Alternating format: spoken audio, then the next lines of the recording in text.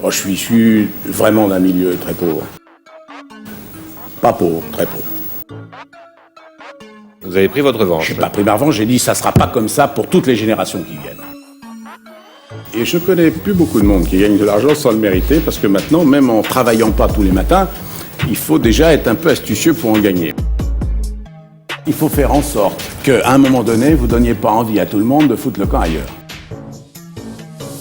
On m'enseigne un certain nombre de choses, et je suis pas bien. Je suis pas bien dans ce milieu. Non pas parce que je trouve que les règles morales qui existent sont déplaisantes, non pas parce que j'y connais pas le bonheur, parce que je suis pas heureux de voir mon père soumis aux autorités et du savoir et aux autorités de l'argent.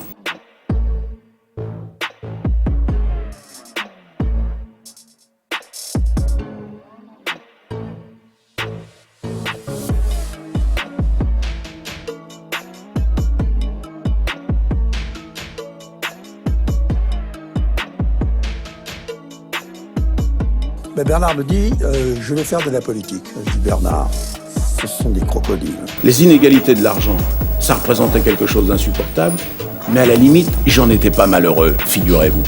Car j'avais suffisamment d'affection avec mes parents pour ne pas envier la belle bagnole ou la télé qu'on n'avait pas. Je dis oui, mais j'ai quelque chose à apporter à la France, et ce qui m'intéresse, ce sont les Français, et de me battre pour la France. Ce que l'on ne dit pas assez sur Bernard Tapie, c'est qu'il aime profondément la France. Il n'a jamais d'ailleurs quitté la France, alors que tout le monde le lui conseillait à un moment donné. Il y a une chose qui, elle, me faisait souffrir. C'est l'autorité du médecin devant mon père. C'est l'autorité de l'ordre établi devant mon père, qui parlait pas, le flic compris, parlait pas à mon père comme il parlait au gars qui avait une belle bagnole. Et l'attitude de mon père face à cette autorité-là me faisait souffrir. Car je souffrais pas d'un manque d'argent. Je souffrais qu'on ne prenne pas mon père en considération. Et qu'on me prenne pour un rien du tout, parce que j'avais ni le savoir, ni l'argent. J'y suis arrivé.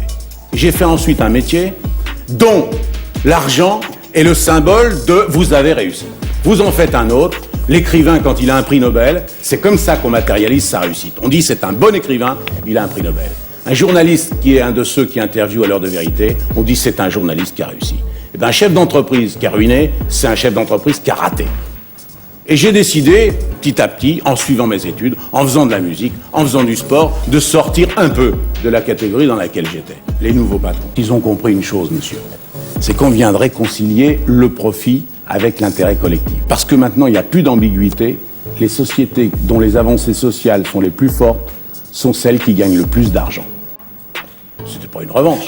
Sur qui, la revanche? La société, elle est organisée comme ça. C'est pas moi qui l'ai faite et c'est pas un régime particulier qui le fait. C'est un constat, monsieur.